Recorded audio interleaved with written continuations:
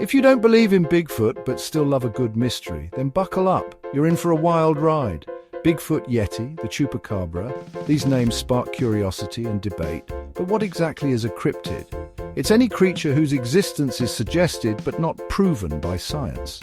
In the forests of North America, Bigfoot is a legend.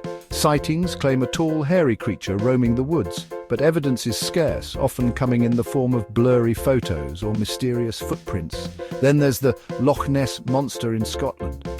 This water-dwelling cryptid has captivated imaginations for decades. Eyewitnesses describe a long-necked beast swimming gracefully in the loch. From Mothman to the Jersey Devil, cryptids are everywhere. They make us wonder, could there be undiscovered creatures out there, or are they just figments of our collective imagination? What do you think? Drop your thoughts in the comments and hit that like button if you love a good mystery. Until next time, keep your eyes peeled and your mind open.